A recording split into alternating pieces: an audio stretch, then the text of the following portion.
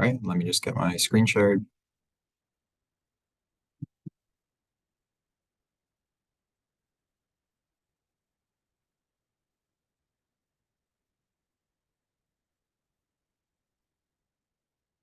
All right, can everyone see this? Perfect. All right, so hi everyone, and welcome to the March 28th meeting of the Gilman Square the Gilman Square City Redevelopment Parcels Civic Advisory Committee, or CAC. Very long name, I apologize. My name is Ben Demers. I'm an economic development planner with the city, and I serve as the staff to the Civic Advisory Committee. A quick note on the technology before we begin. This meeting is being conducted over Zoom.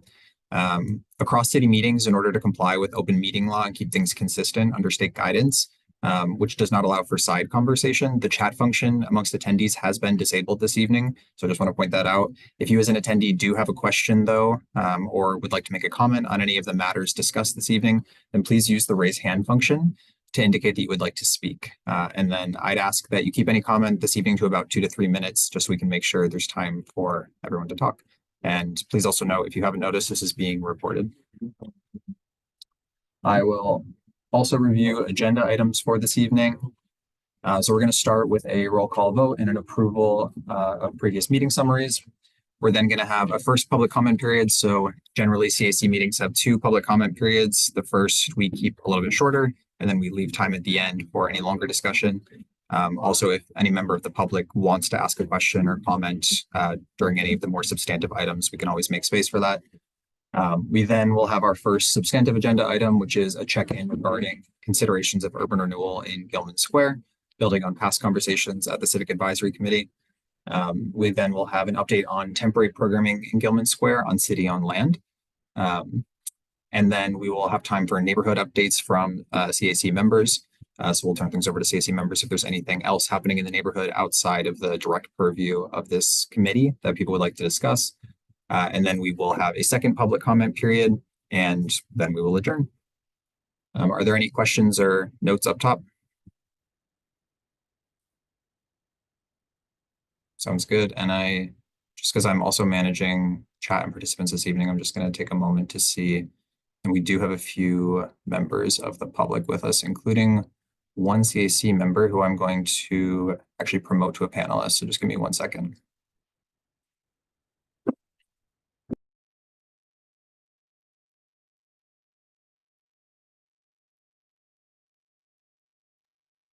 Okay, hopefully that is working. So as I mentioned, I will start with a roll call vote, or a roll call and then an approval of the meeting summaries from past meetings. So I'll ask CAC members to confirm that they are in attendance for the roll call vote, starting with Diana. Here. Thank you. Melinda. Here. Ram. Here. Casey. Here. Jack. Yeah. Lisa. I believe Lisa's not in attendance this evening. Jamie. Here. Thank you. Jennifer. Here. Thank you. Brittany Vetter, let me know if she's not going to be in attendance this evening. Michelle.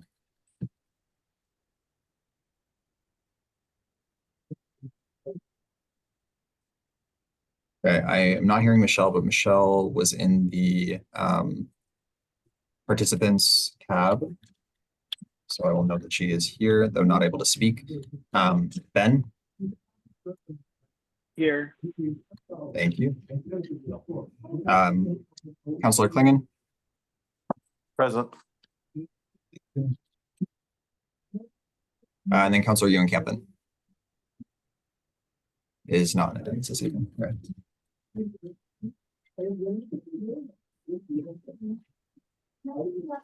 Okay, these notes might be a little more sparse than usual just because we're doing both things this evening, but I will fill these in later. And then ahead of tonight's, actually also note that we have a quorum of members present this evening. So I'll remind members of the CAC and the public that the CAC operates on consensus rather than voting. If there are any matters that are discussed this evening where there is disagreement, we can always show that disagreement in the notes, but we do have a quorum of members so decisions can be made as a group. Ahead of tonight's meeting, I also shared with CAC members the meeting summaries from the past 3 CAC meetings held in July 2023, October 2023, and then January 2024. We have not had a quorum at the past few meetings, which is why we're reviewing all 3 of these at once. So I'm going to ask that CAC members approve these summaries this evening, and if approved, I'll then add these to the city's website for the corresponding meetings so that somebody could go online and find them along with the reportings that are currently up. So I'll ask, have CAC members had a chance to review the documents, and did you notice any issues?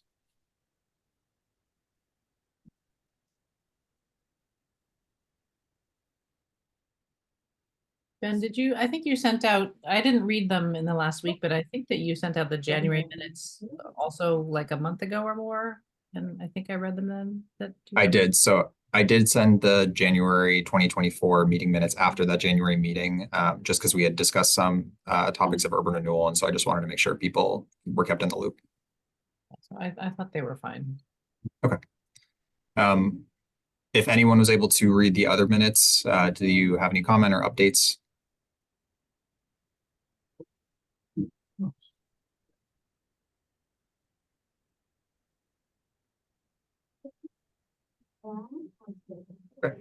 I think Sounds I read good. them eventually when they came out, but now I don't really remember anymore. No, that's okay. It sounds like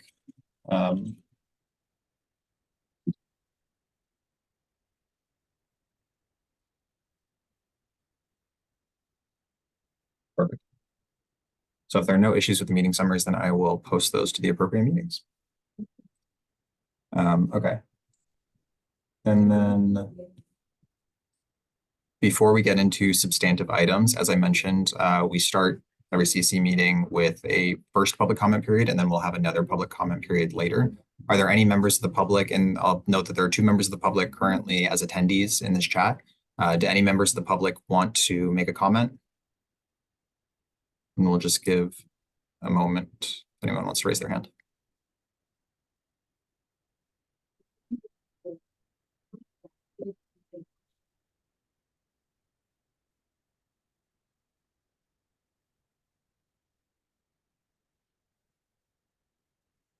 So I'm not seeing any hands.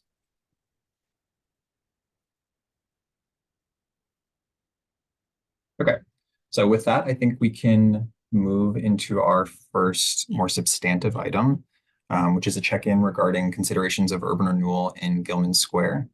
I know a lot of members have heard this in past meetings or in other forums, but I just want to start off with some context for anyone who's tuning in for the first time or might be watching this meeting later.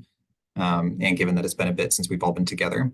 So reminder that the CAC's charter notes that this group's focus is twofold. One is advising the city on the development of city-owned land, and then also advising the Somerville Redevelopment Authority, or the SRA, on the potential use of urban renewal in the neighborhood. As many people tuning in have heard in past meetings or other forums, the city's planning of the city-owned land in Gilman Square is currently on hold while we complete a study of all city land holdings to determine priorities for redevelopment and disposition. So we're going to be updating CAC members as that work progresses. But I think the last time we spoke about this, it was looking about 6 to 8 months for that time period. So looking to the urban renewal item of this, urban renewal has primarily been considered by this group in relation to the mobile station at the corner of Medford and School Streets. And the main idea has been to hopefully combine the site with the city-owned land at 350 Medford Street to make a larger site that could hold more development and potentially better help the city meet neighborhood goals, such as an accessible connection to the Green Line station, more affordable housing, more retail options. Many of these goals have been discussed in past CAC meetings. At the October meeting of the Civic Advisory Committee, a member had asked if these goals of the CAC and other neighborhood stakeholders could be met without the use of urban renewal. And then in November, staff also presented to a committee of the City Council on the status of implementation of the Gilman Square Station Area Plan. And at that presentation, we heard from some community members that they were also interested in having the SRA formally make a decision about the potential use of urban renewal. And the main concern that staff have heard related to this outstanding question of urban renewal is that the process can create a general anxiety for development in the neighborhood, and more specifically because the potential use of urban renewal at the mobile station has been commonly tied to the development of city-owned land that is not ready to move forward. it especially can create this sense of anxiety for the owner of the mobile station. So that's something that staff have heard in a few different forums. At the last meeting of the CAC in January, members started to discuss whether they wanted to make a formal recommendation to the SRA now to address these concerns, or whether they wanted to wait to keep the option on the table. The CAC can make a recommendation at any time, which the SRA then takes into consideration for any more formal urban renewal planning and votes. The SRA would then still need to determine that this area constitutes the requirements for economic blight and would need to go through a formal community process to create an urban renewal plan if that was something that was ultimately desired by the neighborhood. In that last conversation, CAC members primarily seemed to not want to move forward at this time with a formal recommendation until more was known about development of the adjacent city-owned land, since it doesn't feel like they have enough information to go off of. But there wasn't a quorum at that meeting. I think there were 4 members present. So at that time, we kind of just started the discussion, but we tabled it to continue in future meetings. Staff then discussed some of these considerations with the Redevelopment Authority, the SRA, at their monthly board meeting in February, just to give them context to some of these concerns and where the conversation has been. So this evening, we're actually joined by a member of the SRA, Patrick McCormick. I'll just note that Patrick is technically attending as a private citizen this evening after discussion at the SRA, since the SRA didn't vote technically to pass on a formal message to the CAC. So he's here primarily to listen to any concerns from CAC members to the discussion, but I'll pass things over to Patrick to introduce himself and mention anything he'd like to add. Well, good evening, everyone, and thanks for having me. Like Ben said, I'm mostly here to listen. Here and there, if it's helpful, I might be able to give my personal opinion. I'm not far from Gilman Square. I'm on Vinyl Ave up on the hill, and I've been here for about 32 years. Prior to joining the SRA board, I was on the Union Square CAC. So, these issues are near and dear to my heart. Personally, that's why I spend my time on them, as well as other things I've been involved with in Somerville over the years. Yeah, like I just said and Ben said, eager to hear more directly about the concerns.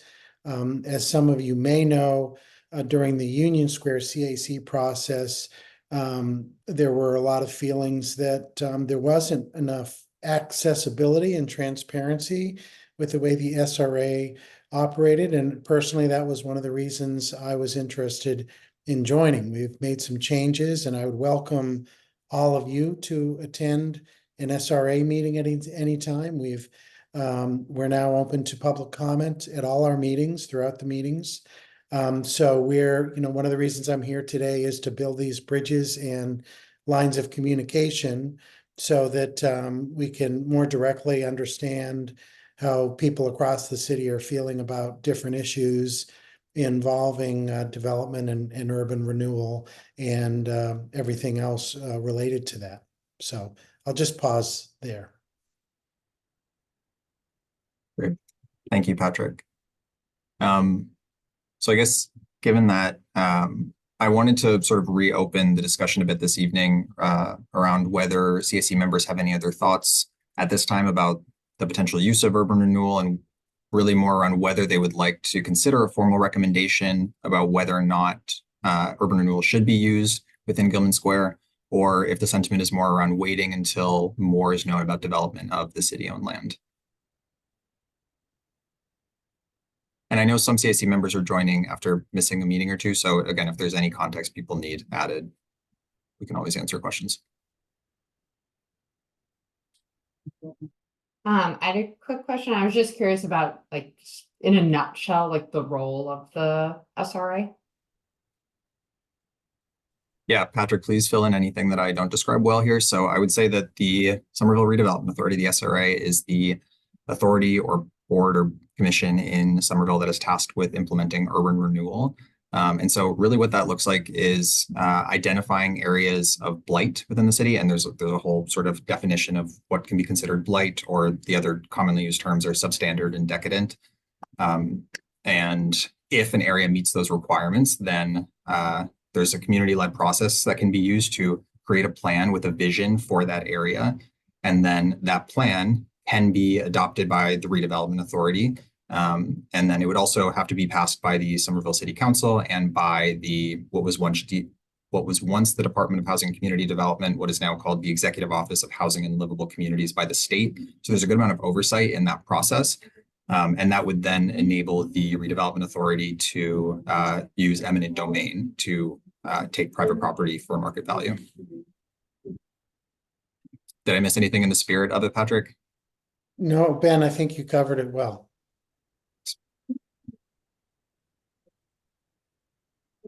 Jennifer, I see your hand up. Sure. I have now two questions. Can you say that last couple of words again? So, because one of the things I've not ever quite been clear on is about it being at market value. So when this process moves, when a process like this moves forward, that step of obtaining the land is with some thought about the market value of the land. Yes. Yep, sorry. I'm just realizing I was No, it's unmuted fine. while typing. So the way that fair market value is determined for an eminent domain taking is through an appraisal. So the city would hire a third-party appraiser to determine a value for the land, primarily based on comparable sales usually. Okay. So fair. Yeah. I think the word I missed Yeah. was fair market value. Yeah, that makes sense. Then my second question is, what's the typical, and this is much more for Patrick, I think, what is a typical time frame for that process from the initiation of the recommendation to a point at which that property would be at the same readiness for development as the city-owned parcel? So I'm just wondering, like, how much lead time it might need if that were the recommendation that we might eventually make, which of course is an if. Well, again, I can only give my personal opinion, and and Ben can add to this, but sadly, I would say there is nothing typical about it. Between what's going on in terms of other factors, be it economic or the developers involved, the private developers that are developing adjacent parcels, or for that matter, other public entities. I mean, we're all familiar in Gilman Square and Union Square, the role the MBTA has played. Those timelines haven't always been as predicted, and hence often the predicaments we find ourselves in, trying to line things up without too many dependencies. So I can say it can take a very long time, but I don't, again, just in my view, I don't think there is a typical timeline. Yeah, I think the estimate that Rachel gave when we presented on this in early 2023 was like once the decision had been made, like if a decision was made to move forward with urban renewal, probably around 18 to 24 months. The CAC already existing does really help with the engagement, but there would still need to be more community engagement that was done to like inform the vision of that plan. And then that plan would actually have to be drafted, which is something done by city staff. And then there's the whole process of, making any revisions to that, having it adopted by first the SRA, then the city council, then sending it to the state for approval. And then, as Patrick was referencing, there's the whole process of primarily the process used would be to use a request for qualifications or proposals to partner with a private developer to then implement the plan. And so that can take any amount of time.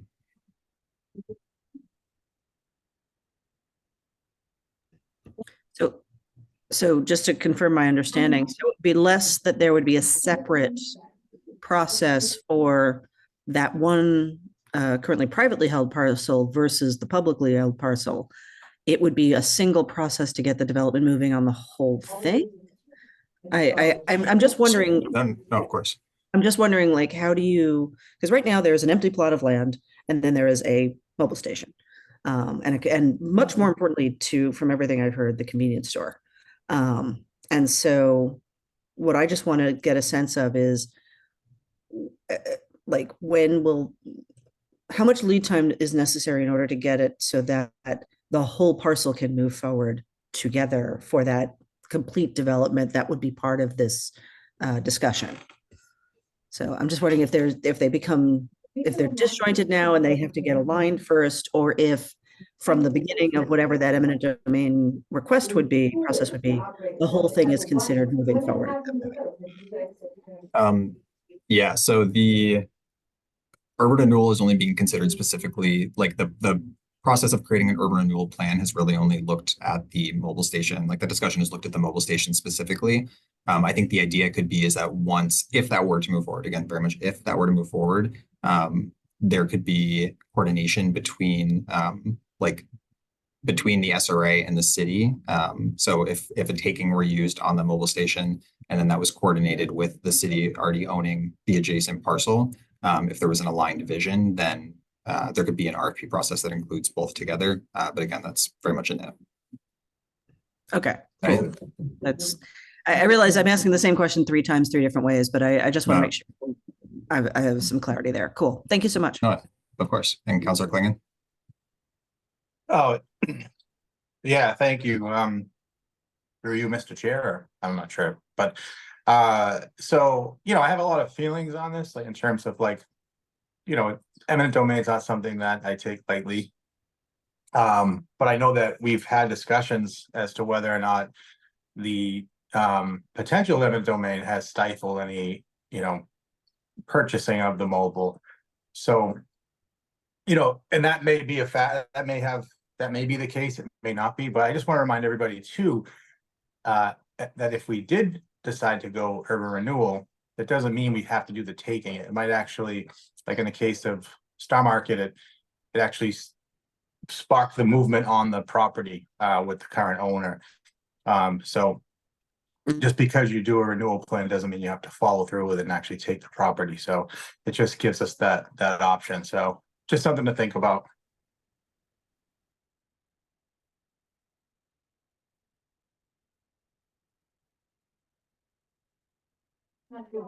And I think to that point, even with the consideration of urban renewal, there are other ideas that have been discussed, such as, if an RFP is released for 350 Medford Street or the Homans lot, are there ways that could encourage a purchase of the adjacent lot without ever actually needing to do an eminent domain taking? Yeah. Ram, I also see your hand up. Yeah.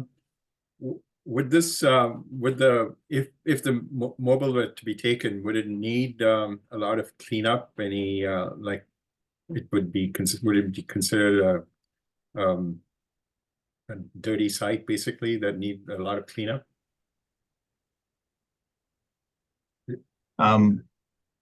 Yeah, sorry. So to be honest, I can't speak in much detail. Like I don't know in much detail what sort of remediation would have to be done. There generally is remediation work attached with gas stations, so I think that would definitely be a consideration. Councilor Klingon, I saw that you unmuted.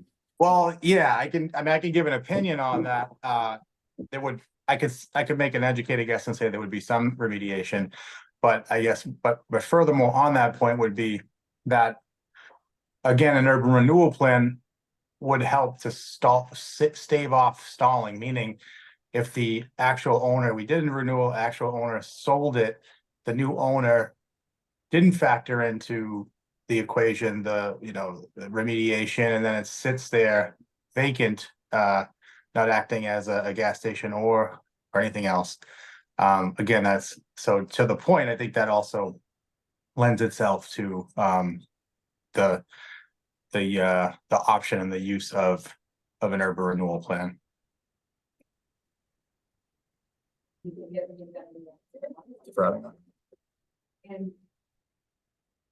Are there any other questions, thoughts on this? I see we also have a member of the public with their hand raised, so I'm gonna unmute them.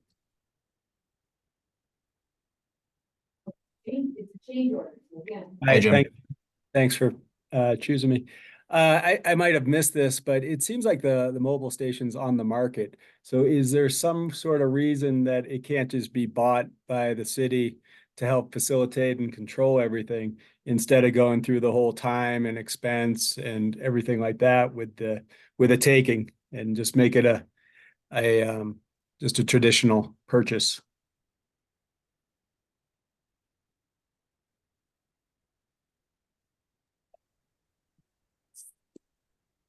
Sorry, just taking I my don't- note quickly. Ben, you can correct me, Ben, but my guess is that I don't think the city does. They do straight purchases sometimes, but ultimately, there's gonna be a gap between what the owner thinks it's worth and what, you know, the city would get their own assessor. They would assess the property. They would give that fair market value to the owner. Almost every time the owner is gonna sue the city for pro tanto money, as what they call it. And so therefore, you know, it's just the asking price might be way above what the city deems the property worth. Yeah, no, I understand that. I think it was under agreement with the developer. So if this city just assumed that developer's position, it could just be a amenable, and you know, the city's gonna pay what is gonna be paid, and it's gonna put it off for 2 years. So there's costs involved in that. So if the city just went in there and tried to negotiate a deal, I know they bought the Homans building like that back when they did it as just a traditional purchase. All right, I don't want to get into too much of a back about that. I'm sure other people might have thoughts or opinions, but just on that, I'll say, and again, I want to make it clear, I'm only giving the answers. I want everybody to understand. That's my thing, is that I like people to understand what the different options are and what, like, I would love to see that mobile station sold. Why it hasn't sold, you'd have to ask the owner or the developer. Who is it? Because there's been talk of an eminent domain that really shouldn't stop. If there's a project in the, you know, that somebody wants to do, they should do it, because the city's not, you know, again, I wouldn't support, if the property was sold, I wouldn't support eminent domain if there was going to be a new project there. I wouldn't support that. I'll just say that right now, but as it sits there now, as a gas station, I don't think it's, you know, the right use for it in that area.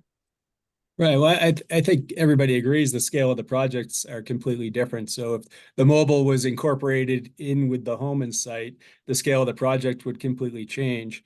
And, you know, the owner of the mobile wants to sell it. I don't think he probably cares whether it gets rolled into this site or, you know, developed on its own. But if he can't really sell it with the talk of eminent domain going on for the last 2 years. So, you know, but he is a seller. So might as well. I'm sorry, I'm gonna disagree, just because 299 actually just sold with an urban renewal plan in place. So I would disagree with that. I'm sorry, I disagree with that he's a seller.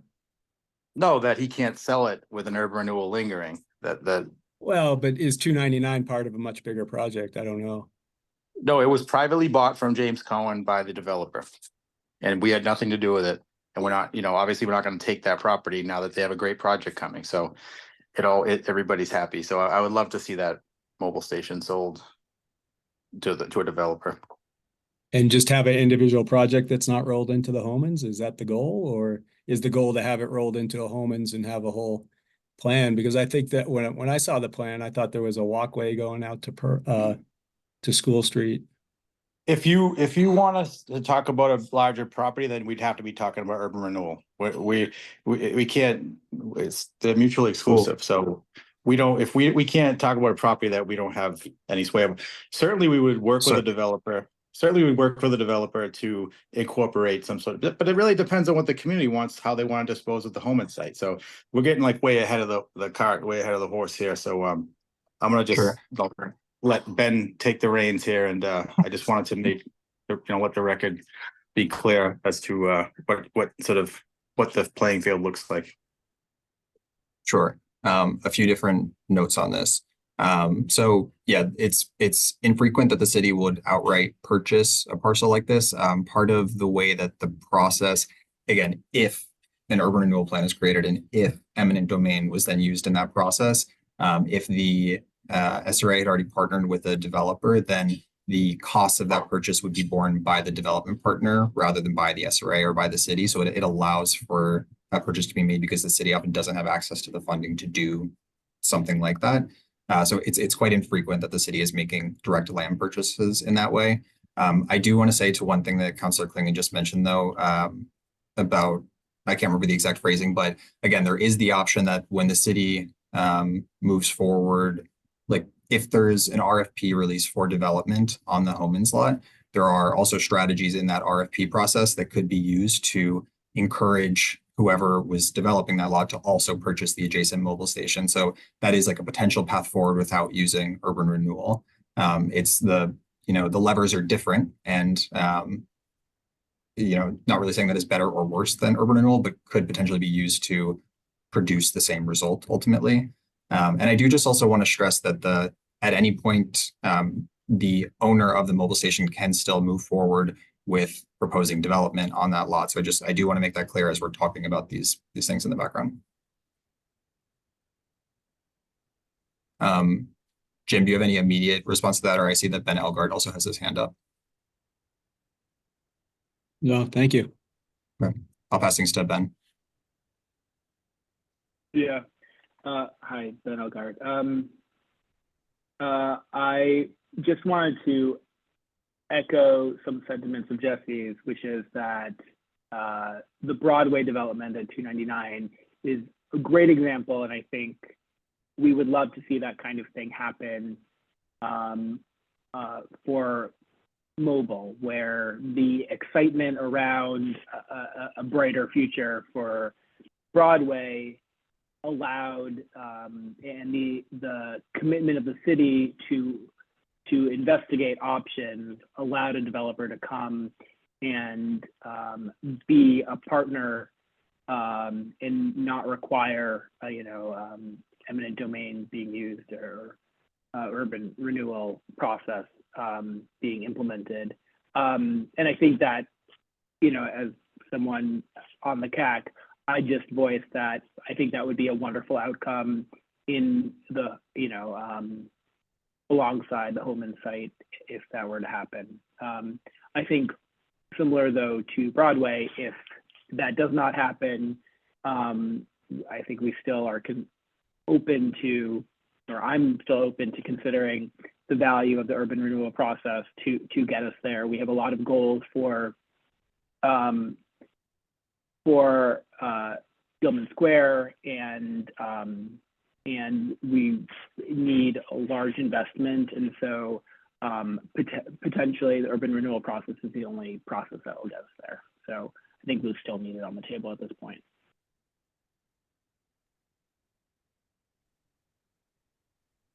Diana? Yeah, hi. I kind of agree with what Ben just said, and I think that the value, I mean, if we think about developing the Holman site without the mobile station, I think we lose a lot of opportunity to have a larger site that could be more efficient, that could provide potentially more open space or better pedestrian connections to the streets around the area, around the Holman site. So I feel like it would be really important to do everything we can to allow both of those sites to be developed in a coordinated way. And I'm wondering if the mobile owner is, right now he's able to develop something if he wants to, but he could also wait and see what the city eventually proposes for Gilman Square. And, I don't think we've decided exactly what the community or the city wants to see there. And if, for example, people came up with a plan that was going to be really dense and tall, then presumably the mobile owner would find that more attractive because his land would be worth more money at that point. And so, maybe it does make more sense to think about acquiring the property now so that the city can think holistically about it all together. I don't know how they determine the value later on when we don't know exactly what the vision for the whole block would be, but or whether that's irrelevant because it hasn't been decided.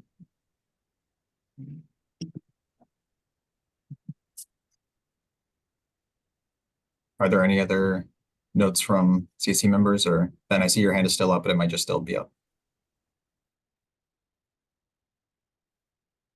Yeah, it was just, well, let me just add one final thought,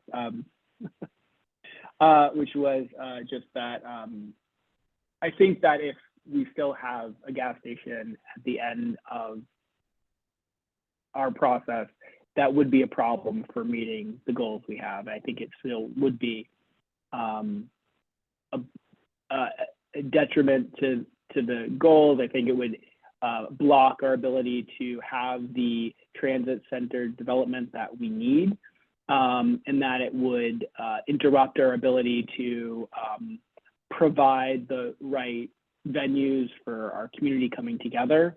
So I think that like it's not just important for having the best development possible on the Hillman site, but I think it would block our ability to achieve our community goals. So nothing I said about process would change, but just that, you know, I think the severity is pretty high if at the end of the day we still have a gas station right there.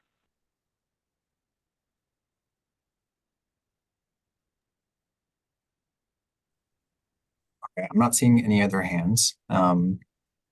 But so I guess with that, is the general consensus that people would like to wait until more is known about development on the Homans lot before getting back into the question of urban renewal? Or is there a desire to make a recommendation to the SRA about urban renewal at this time? Councilor Klingon. When you say wait, I mean, are we talking about like we could have the next meeting after having digested and thought about things? Because I see what you're saying, and I want to also speak to what Diana just said. We don't know what the community wants to do with the Holman site. It could be that it ends up we have community process and people like we want a community center there, or we want something there that's, you know, that's different. It's not necessarily going to be an incorporated development into the other site. That has to come out in the community process. And so I don't think that necessarily means that, you know, you can't tandemly like pursue the urban renewal again as a fail-safe, because like Ben said, if the new owner buys it and decides they're just going to keep it a gas station, I mean, if people can live with that, I mean, I'd like to see something different there, but we don't have to make that decision right now. But I think if we at least considered things like that and talk to our neighbors and, you know, talk to other people about whether or not to pursue an urban renewal, you know, again, cautiously and not aggressively. Certainly the greatest outcome would be that the owner sells and the new owner wants to talk about doing a joint venture with the city, and, you know, and then whatever, but all that has to come out in due time. So I think I'm not prepared to say one way or the other at this time. Let me be more clear. I'm not prepared to say I want to completely wait for an urban renewal, but I'm also not willing to say that, yeah, no, I want to pursue an urban renewal right now. I kind of want to, Right. I wasn't expecting to be posed with this question because, again, not really knowing that we were going to be, you know, if things have been really dormant and then all of a sudden we're being asked like, hey, urban renewal. And yeah. So, Totally. you know, but it is a good this- question. And I think the community would be possibly pleased to know that, you know, there's some talk of action and movement on you know, in the area. So I'd like to get some feedback first. Yeah, no, I apologize for the way that's placed like against each other. I don't mean to say recommend yes or like, do we want to recommend yes or no about urban renewal now? It's more like, do we want to come back to that question at a future point, or do people feel an urgency to answer that question now? I guess that's sort of more the two options, but there are never just two options. So more options on the table. Jennifer? I was just going to say, I feel that certainly I got a much better sense of what the process, we've talked about it in the past, but honestly, some of that was up to 2 years ago at this point. And I think I feel like some of those details have shifted slightly, but that could just be my memory because it's been a weird couple of years. But I feel like I have a better understanding of it now with this refresher. And I agree with Councilor Klingon. I simultaneously don't want to make a decision tonight, but I also, if it is going to have potentially up to a 2-year lead time, then I don't want to wait too much longer, because what I don't want is for us to make this decision a year from now and have that push the development of the whole property out by that much longer. I am very much as someone who lives and works in this neighborhood, and passes by that space literally every day, I very much want to see something happen sooner rather than later. And if beginning that urban renewal process with the understanding that if it can be avoided, great, will help reinvigorate this plan, then I would like to consider it at a future meeting. Yeah, that's definitely, we can very much have had this conversation this evening and just come back in the next couple of months and sort of return to the conversation about next steps. This could always be like a reorienting, and then we table it to talk more about in the future.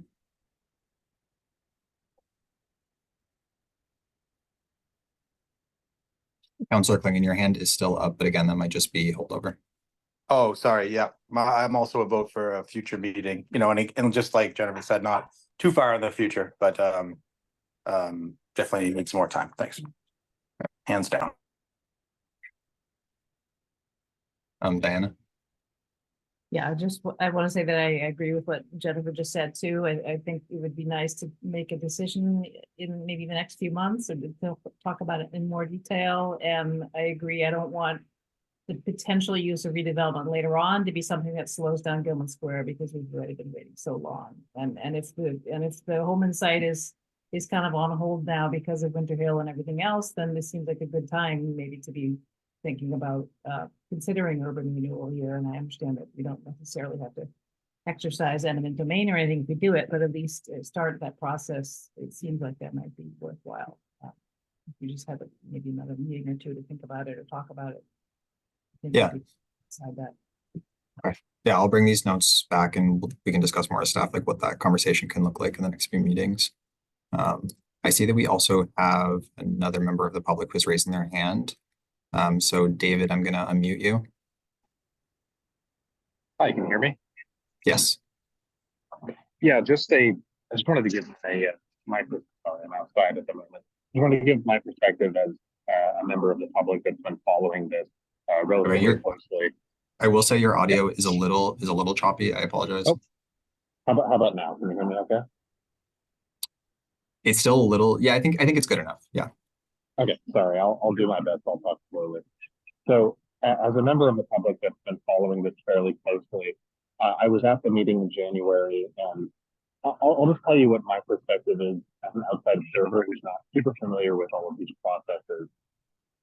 Kind of the conversation is kind of frustrating to listen to, because it kind of sounds like it's the question of, should we make a decision about maybe making a decision in the future, or should we hold off on making a decision for future? You know what I mean? It's like, it's this sort of, it comes across as a reluctance to make any decision at all, but delaying making a decision is a decision, and the lot remains empty and underutilized all that time. So I would just like to encourage you to, whatever you choose to do, just start making some decisions so that we can see development happen, right? And again, I'm not familiar with these processes, so I trust your expertise, but that's the perspective of someone who's just watching from an outside perspective. So that's all I have to say. Totally. Heard. Thank you for sharing.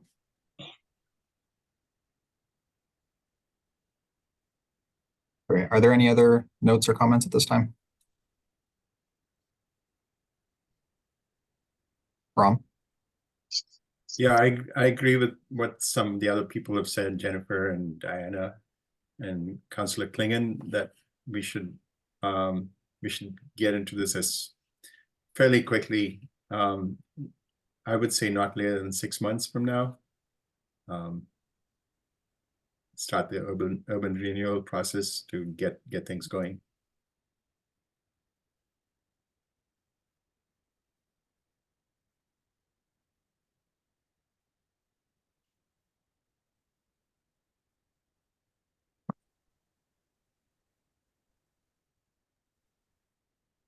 Ben? Do we have a consensus on how much time people think they need? Like, would it be the April meeting, or would we need maybe 2 months? Like, is there a sense as to, you know, to have time to talk to friends and neighbors in the area. Yeah, so I'm just trying to, because, you know, I heard varying things like under 6 months, and then I heard the public. And then I heard the public calling for like almost, I don't know, a really soon vote, or make a decision on it, so I'm open to ideas, make a motion or something. I'm very sorry. Hold on one.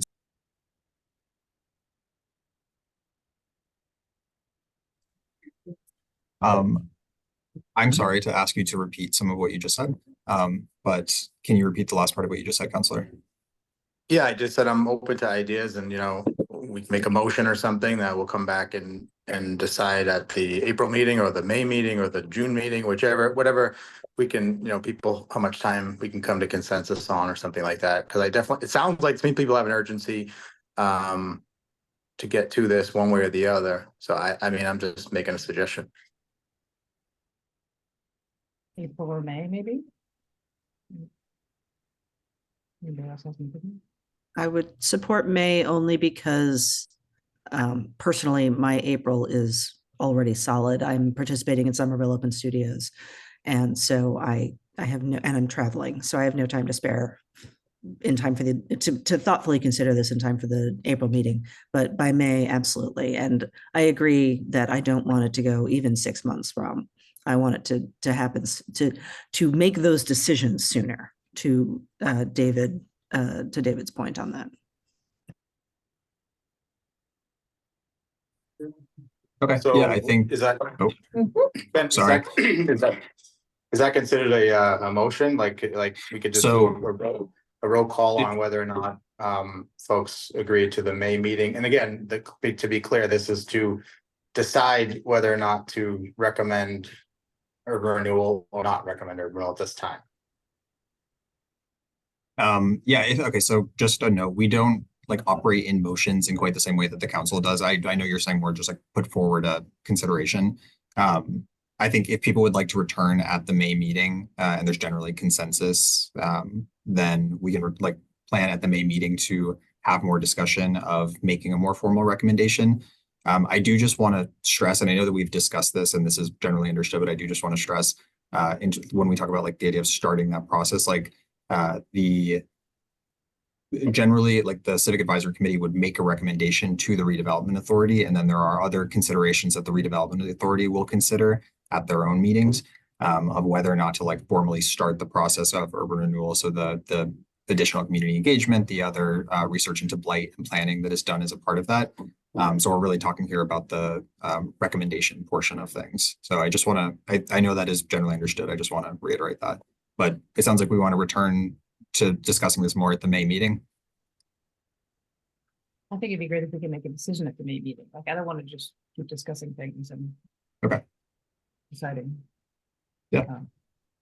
Right, because if at the May meeting, we are deciding as the CAC, do we recommend that the SRA consider moving forward with that process or not? I feel like that's a decision we can make at the May meeting and it'll be fine.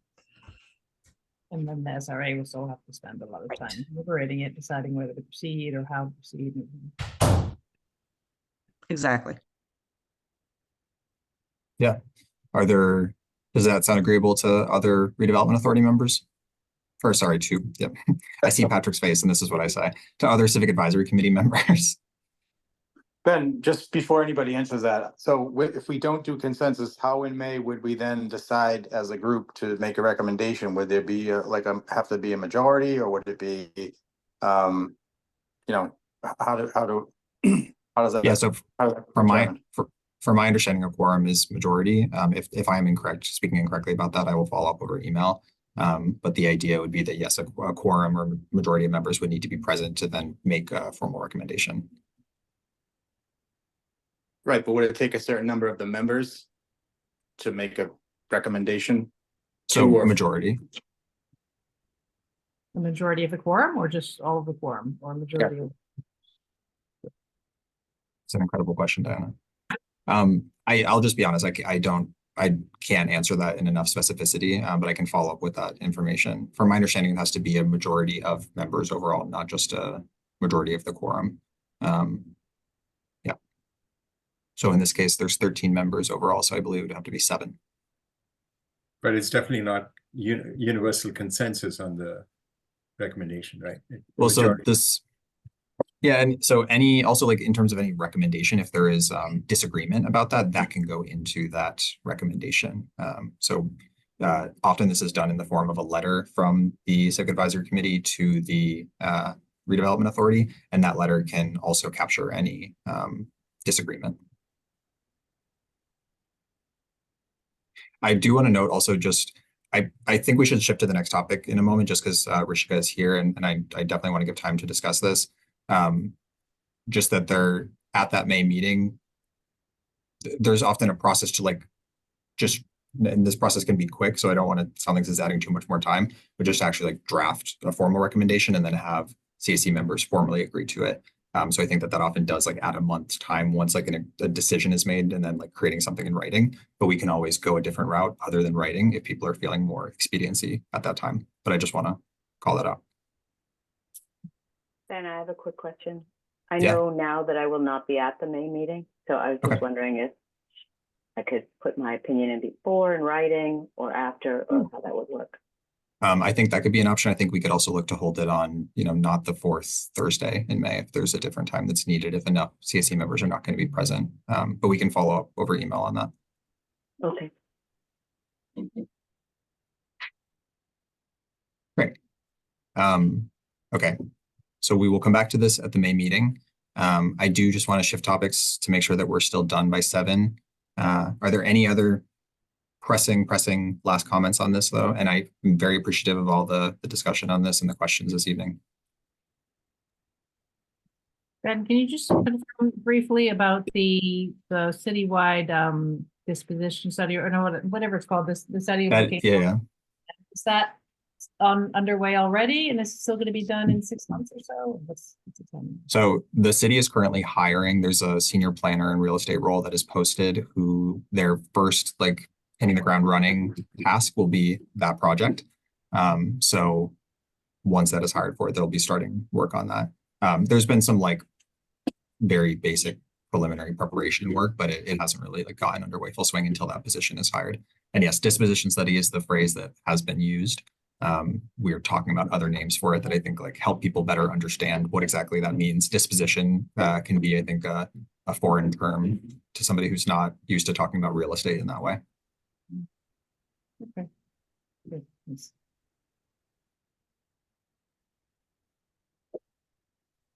Okay.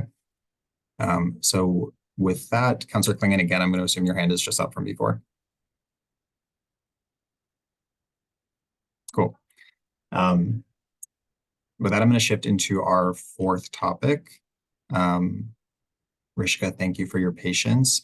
So again, just to give quick context to this before handing it over to Rishika, so that's the presentation is really more the meat of this. Back in October 2022, this was actually my first CAC, meeting as a economic development planner. Staff had discussed the possibility of temporary programming in Gilman Square with CAC members, since the city was going to be receiving 350 Medford Street or the Homans lot back from the MBTA, who had been using it for construction laydown during the construction of the Green Line station. And then at that time, CAC members had expressed various ideas for programming, including food trucks, film screenings, interactive playgrounds, or other installations to get people out to visit the site. Staff had then spoken about this project at a February 2023 community meeting, at which many CAC members were present, and noted that we were going to be applying for ARPA funding to support this project. That application and allocation took longer than any of us had expected, but we did receive it later in 2023.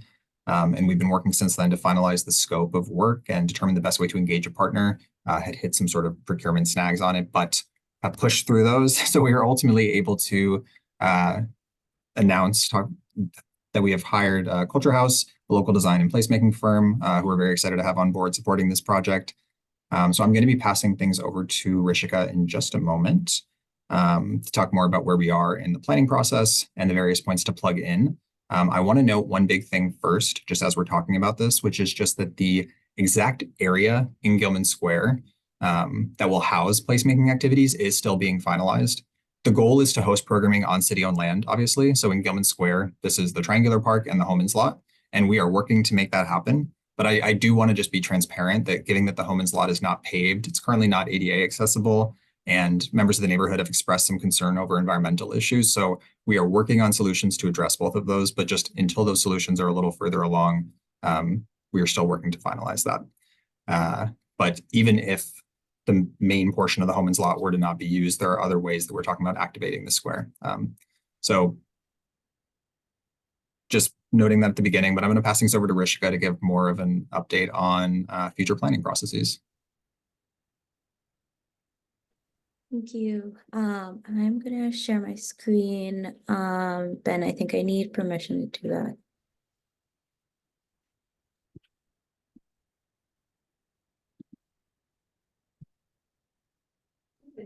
Okay, try now. Yep, that works. Ooh, what am I sharing? Okay.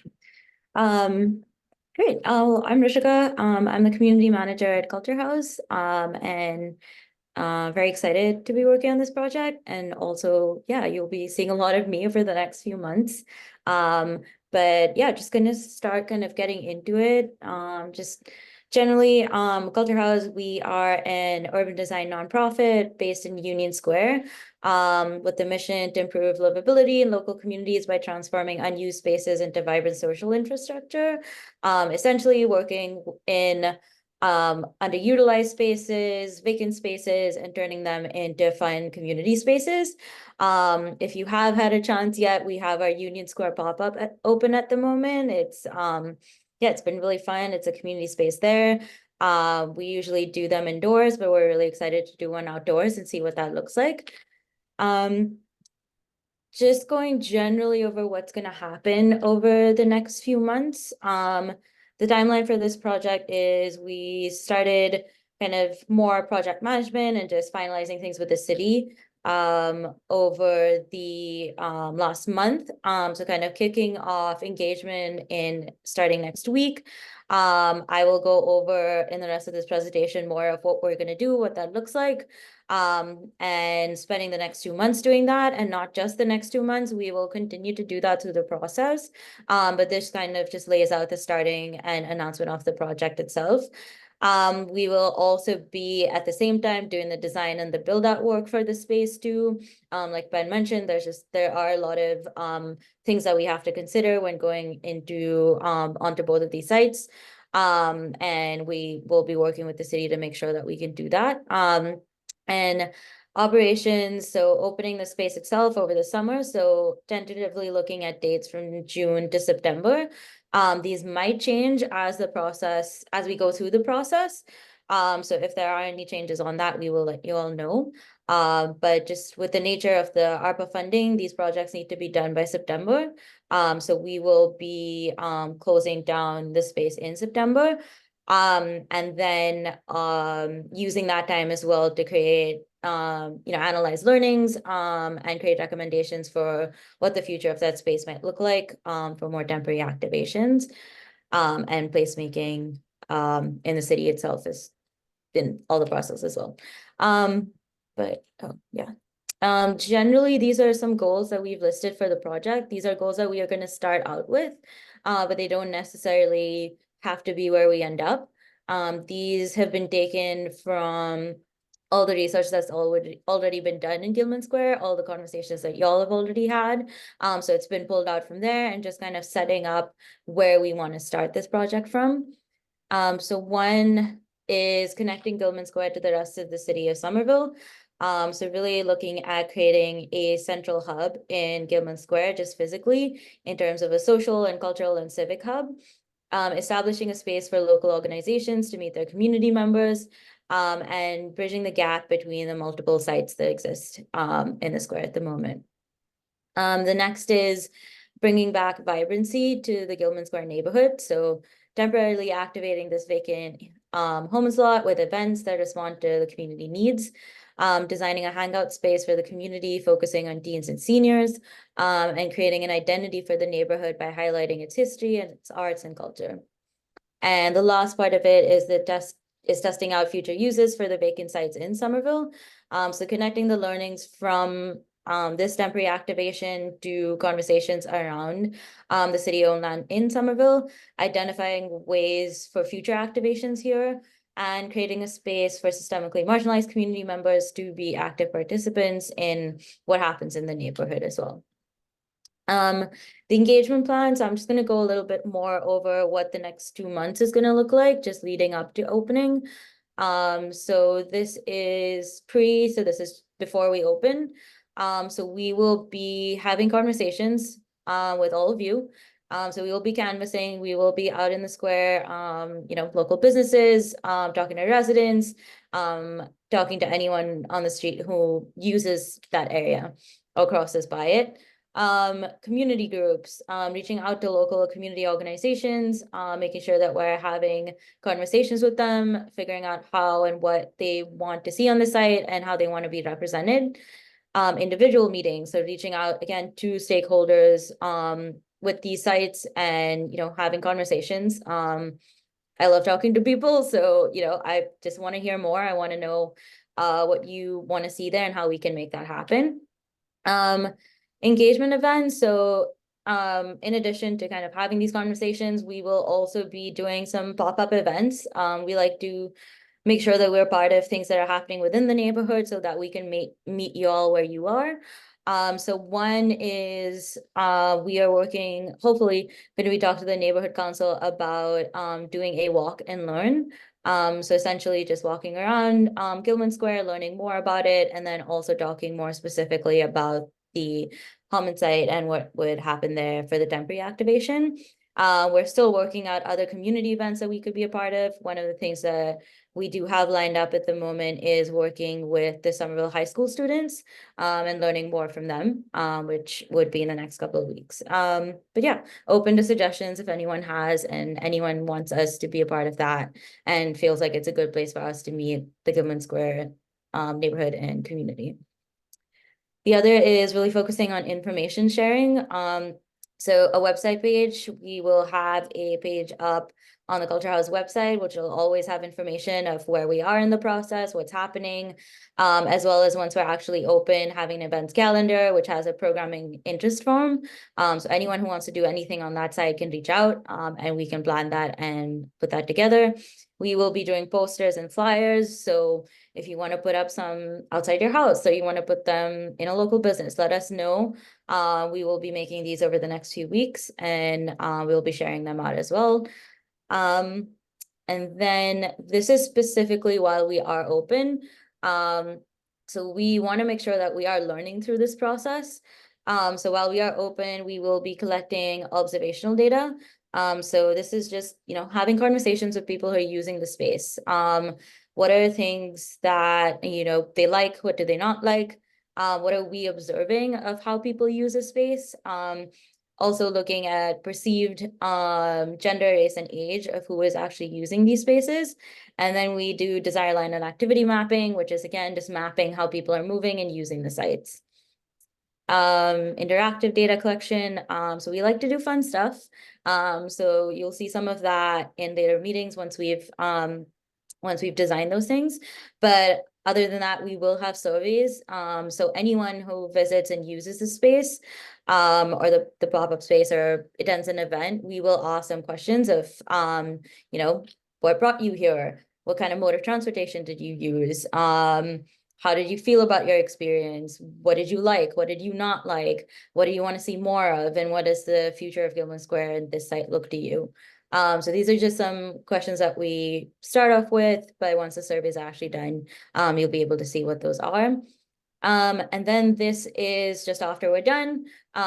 This is the report. So everything you've said, every person that we've talked to, everything is data for us.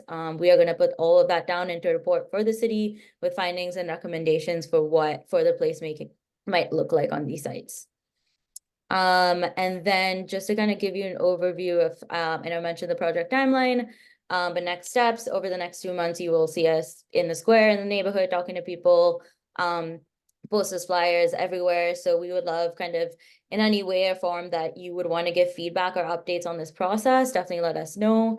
And I think we will Dr. Ben as well about how we want to share that in these meetings. So if you have any thoughts on that, that would be great. Assisting with stakeholder research and recommendations, please let us know who we should be talking to, who has not been a part of this process, who do you really want to hear from and hasn't been included yet. And then sharing information. I think that's the biggest, like, the best way to get people to come to this space is always word of mouth. So, you know, letting people know, how can you be a part of this? You should come and check out a cool event. But, you know, just sharing information is always helpful for us within the community and the neighborhood. But that was all I had. And Ben has my information. So if anyone does want to reach out, you are welcome to reach out to us. Culture House is on Instagram and everything else. So if you ever want to follow and reach out, you're welcome to do that there. I'm gonna stop sharing. But yeah. I don't know what's the best way to, Ben, that you wanted to have conversations or any thoughts? Yeah, I guess I was just gonna, given Rishika's presentation, just see if there were any initial responses, thoughts.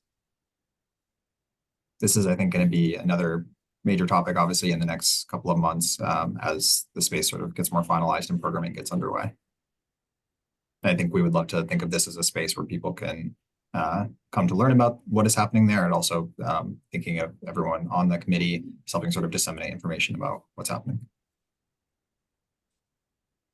Deanna. Yeah, this is great. I'm so excited to know that there'll be something happening here this summer. So thank you. That's really exciting. I had two questions. One is, will some of the programming be stuff that's there all the time, like 7 days a week? I assume, you know, like the seating or things like that, as opposed to like actual events that are maybe on the weekends or something. And then my other question is it possible that there could be food trucks or something like that too, as part of the programming? Because we have so little like kind of takeout food or like casual food around here. I would love to see some food. I realize you're going to be polling people and figuring this out in the next few months, but I would love to see that. Yeah, Ben, should I answer these questions, or did you want to? Sorry, yeah, we can collaborate on it, Rishika. But I think please feel welcome to step in. In terms of the will some things be constant versus like more one-off or, you know, like peak events. I think the idea is for both. So some sort of more like, I don't know if passive engagement is really the right word, but something more constant, and then also thinking about a program of events depending on what people are most interested in seeing there. And so going to be asking that in this engagement process, Rishika, from my understanding and from what we've discussed.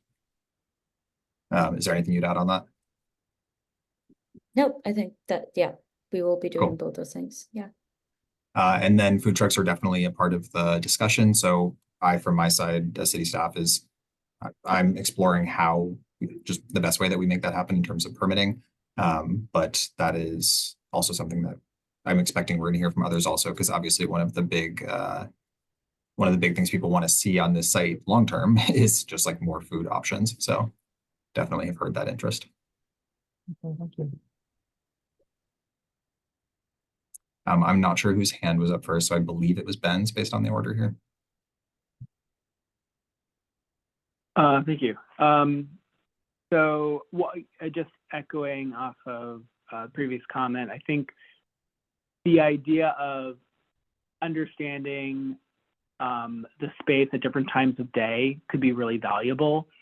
And so I know the programming would probably happen during daylight, but it would be great to also learn about what people want at night, or who's coming by at night, coming home late, and what they might want to see, or how they might want to connect at other hours or really early morning. So I think there's a real opportunity to think 24/7, since we live in the neighborhood and work in the neighborhood and play in the neighborhood 24/7. Another thought that's a bit distinct is, I know we all want restaurant, coffee. I think if a developer ended up building around that, we'd be very disappointed. But I also want to impress that I'm not quite sure what we need to learn about that. What I am more curious about is, like, we know we have a community that doesn't have a way to connect. And I'm curious, whether or not people want to connect, we need people to connect in order to foster more camaraderie, and to connect and have a healthier relationship with one another. So I think like, I don't know if people realize the gaps that they have with their neighbors or the potential. And I think learning about, like, do people even understand how much better things could be is like something we should learn to figure out how we can grow that. One other thing is, I know that the intervention seemed to be planned around any way people come through, but I think one particular interest is people coming by train or people who are going by the space. How can we lure them into the space? Maybe pull them away from, what they're currently doing, or even learn about what kind of mindsets and routines people already have as they traverse. So I think I heard certain ways of doing that, but it would be great to hear that. And the only other thing that I think, again, we want to have in the space, so it's not just that we want to learn if people want it, but we want to make sure that people are connecting to the city services that are up the hill. And so I think figuring out how we can probe to figure out ways to showcase what's up there, because a city hall or even a library can feel a bit impenetrable. And we have an opportunity to really, create additional touch points to open up those services to everybody.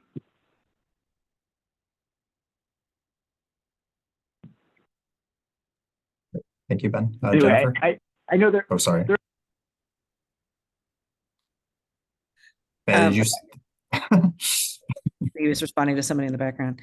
First of all, I agree with everything Ben just mentioned, but also as someone who is an artist at Mad Oyster Studios, which is right across the street, I both want to make myself known to Rishka,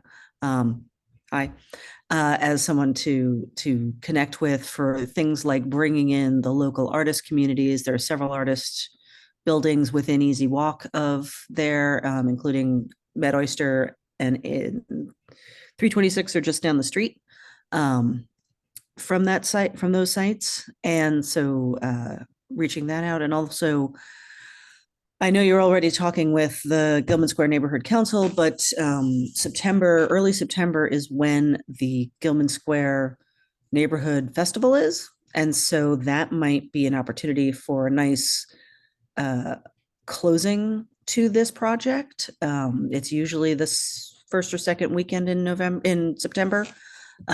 So looking at that as an opportunity to bring the home inside into what is already a project that shuts down that first block of Pearl Street between Medford and Bradley Street.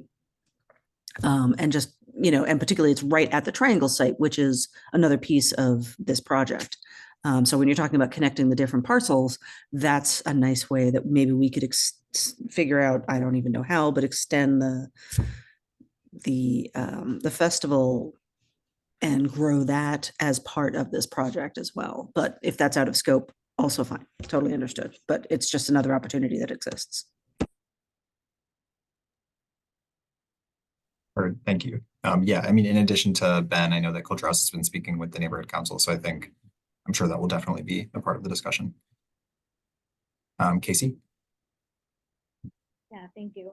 I was just wondering if there is a plan or like way we have of kind of like systematically evaluating feedback, or like which types of programming are getting the most engagement. I don't know if that's something that you guys already do for your other pop-ups, but just thinking longer term, it would be nice to understand, like, based on the different types of programming you guys have, like, what are people enjoying? What are people attending? Like, to Ben's point, like, is there a certain time of day that people are showing up, right? Like, it would be nice to kind of have that tracked and have data. I just don't know if there's a way you guys kind of already have to do it, or if you've given that any thought.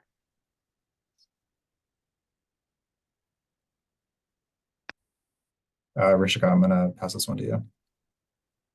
Yeah, so that's exactly what we do. So that's a lot of what we do, is that we do pop-ups because we want to use them as a space to test out and collect that data and feedback.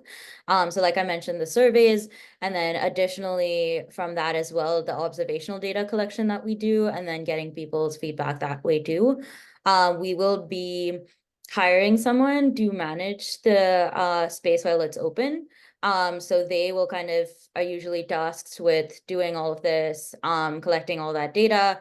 And then like I mentioned, the like last month in September, we'll be putting a report together based on analyzing all of that, and sharing it with the city. So it'll all be there. Yeah. Awesome, thanks. Thank you, Casey. And then Ron. Yeah, thanks. Yeah, I just wanted to say last year, during Open Studios, Rachel had a table out just across the street from Mad Oyster in the little triangle park, and they interviewed a lot of people going by. I think some of us were there at various times, so that might be a time to go and collect, to engage with the public using the square, because there's a lot of foot traffic at that time. That's it. Yeah, thank you. Sorry, my PowerPoint crashed, but we're getting it back up. But I'll take a note of that, and we'll talk about it more in our next kind of discussion with Culture House of their engagement plan. Okay, I'm not seeing any other hands up. Rishika, do you have anything else that actually, no, we have one attendee with their hand up. Jim? Well, thanks. Is there anything in the budget or any way to, I know you had said it's not getting paved, but is there a way to pave a portion of it or anything like that, so events don't get canceled due to mud or adverse conditions or something? I thought there was something in the funding that may have allowed for that. Yeah, so when we had initially been looking at ARPA funding, there was a hope of doing paving, but just in the timing of how things got approved, like, there just wasn't enough time to implement that. So we are looking at, rather than paving, like looking at staging, but still like working out exactly what that looks like. So hoping to have more updates either at the next meeting or the meeting after. Okay, yeah, even if a portion of it was paved, that would probably be helpful. Yeah, I will say I think paving is not going to happen in the short term, but looking at other options that will hopefully achieve the same results. Okay. Yeah, it's just, even unfinished paving, just a base coat just to make it so it's not muddy is less expensive, but just a thought. Thanks. No, heard. I appreciate it.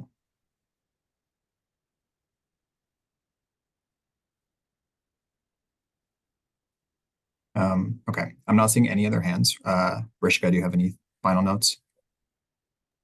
No, nothing in particular, but just, if you want to reach out, feel free to reach out, and I'm happy to talk more about anything.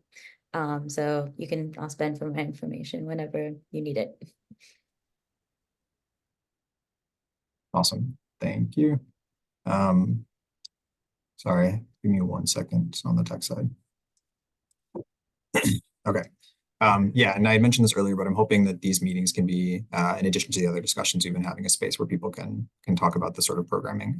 I did see that another hand just came up.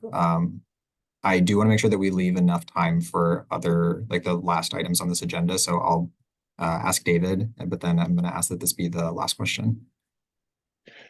Oh, yeah, no problem. I was actually, it sounded like we were maybe moving into the final public comment period. So cool. I'll wait for that. Okay, that sounds good. Cool. Thank you so much, Rishika, for taking the time this evening and joining. Okay, let me get my screen share back up.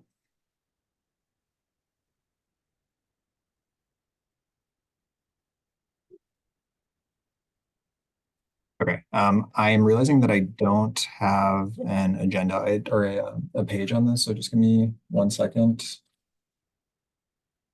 That's not what I wanted to have happen.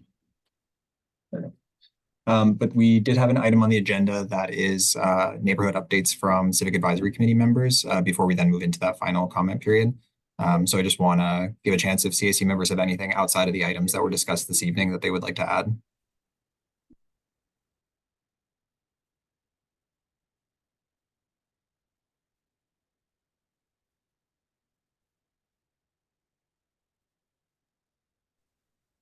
I am not seeing any hands. So with that, we can move into the final public comment period. And so if there are any members of the public who would like to speak, I know David, obviously you unmuted, and then after that, Jim, I see your hand up. So if you are not meaning to speak, if that's just a holdover from before, you can take it, and it went down. There we go. David, would you like to make your comment? Yeah, sure. Yeah, I'm trying to think how best to phrase this, because I don't mean to diminish the work being done by Rishka and Culture House and really anybody else when it comes to temporary programming of the site. I think what I want to convey, again, and I'm trying to take the role of an outside observer. I live in Gilman Square, right? I can see the Holman site from my window. I look at it every day. I want to express my desire that whatever we do as a sort of temporary programming of the site, that we make sure that we keep our eye on the prize, which is to say that it's making the best of a bad situation, right? That ultimately the goal is for the site to be developed and to develop as quickly as possible, because ultimately what do we have? We have a gravel lot next to one of the T stations, next to City Hall, next to a high school, and it is just very frustrating. And again, I think as an observer in these conversations, it's really hard to not feel like there is a lack of urgency. And again, I don't actually think that's the case. I feel like all of you understand how important this is to people who live in this community, but it's hard for it not to feel that way when we hear these conversations and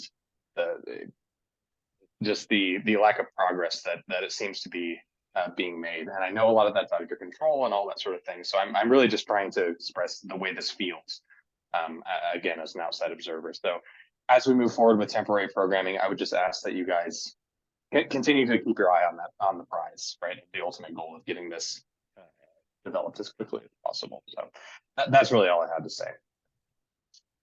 Great, thank you. Yeah, and I mean, I'll just reiterate from our end, this is always a space where feelings, general, like that sort of sense of the process can be expressed, and it's not taken personally. It's been that feedback is heard and considered. So thank you. Are there any other comments from the public?